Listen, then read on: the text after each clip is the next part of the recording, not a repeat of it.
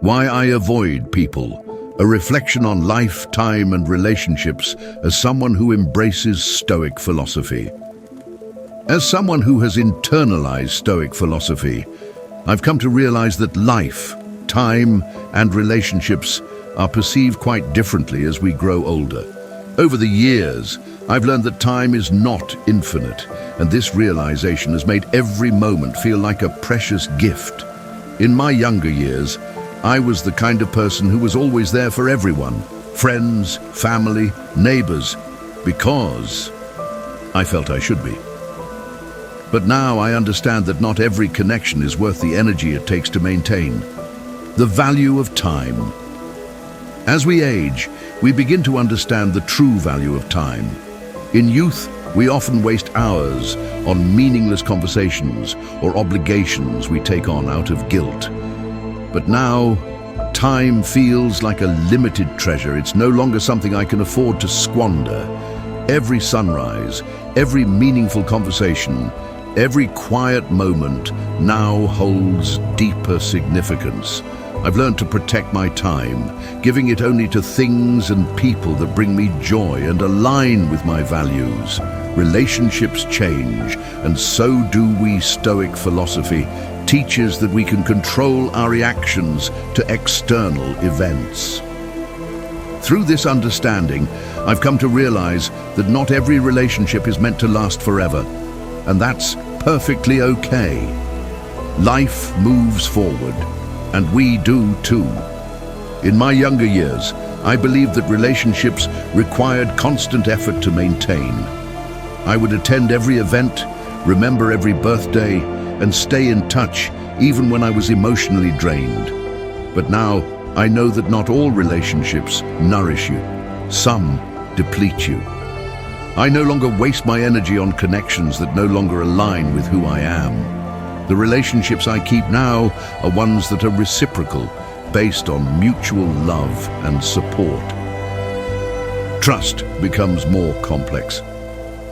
Stoicism teaches that trust is something we should give carefully, for it is fragile and valuable. In my youth, I trusted easily. I believed in the goodness of people and their intentions, offering my time and loyalty freely. But over the years, I've been let down by people I never expected to hurt me. These experiences have made me more cautious. Now I trust only when I feel my instincts align with the other person's actions.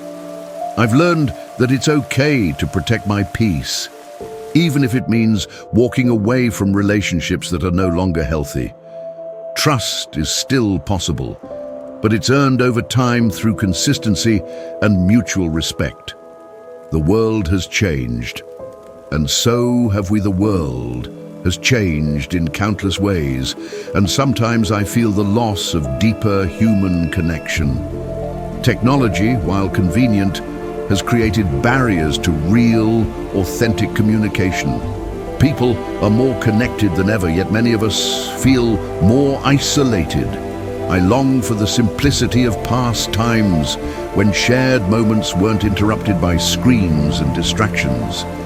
Now I find peace in stepping back from the noise, focusing on meaningful relationships and quiet moments that bring me real joy.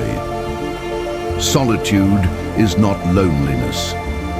Stoicism teaches that solitude is a space for peace, reflection, and renewal. It is not the same as loneliness, which is an aching sense of emptiness.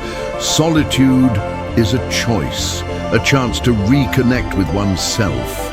In solitude, I find clarity that is difficult to achieve in the rush of daily life. I learn to appreciate the small joys, sitting with a cup of tea, listening to the wind, watching the sunset. These simple moments are reminders of the richness life has to offer. Solitude has also taught me to value myself. I've learned that my worth is not defined by how many people surround me, but by the quality of the relationships I maintain. Avoiding people, a form of self-preservation. Stoic philosophy teaches that we can control how we react to others, and sometimes that means creating distance. Avoiding people isn't an act of bitterness, but of protecting my peace. I spent much of my younger years trying to be the dependable friend, the supportive family member, the always available neighbor. But over time, I realized that these efforts drained me. Now, I know that stepping back from relationships that are toxic or no longer align with my values is necessary for my well-being. I have learned to focus on the relationships that truly nourish me, the ones that are built on mutual respect and understanding. Is this a shared experience? Stoicism reminds us that we are all part of the same human experience. As I've spoken to others around my age, I've realized this isn't just my story, it's a shared experience. Many of us reach a point in life where we no longer feel the need to be everything to everyone. We begin to value quality over quantity in relationships, and the superficial connections we once valued lose their appeal. This isn't about rejecting others. It's about protecting ourselves and focusing on what really matters. Many people in their 60s and 70s are making similar choices. It's a sign of growth, of learning to prioritize our well-being, and of understanding the importance of quality time and meaningful connections. Embracing this chapter of life, Stoic philosophy teaches that every chapter of life holds valuable lessons. This stage of life is less about proving ourselves to others and more about embracing who we have become. It's about letting go of what no longer serves us and focusing on what truly matters. There's a certain freedom in this realization. In youth, we often live with urgency, driven by the belief that the future holds endless possibilities. But as we age, we come to understand that the present is what matters most. This chapter is about simplicity, finding joy in the small things, watching the sunlight through the window, sharing laughter with loved ones, appreciating the present. Life's true treasures are often found in its simplest pleasures. In closing, avoiding people at this stage of life isn't about shutting the world out.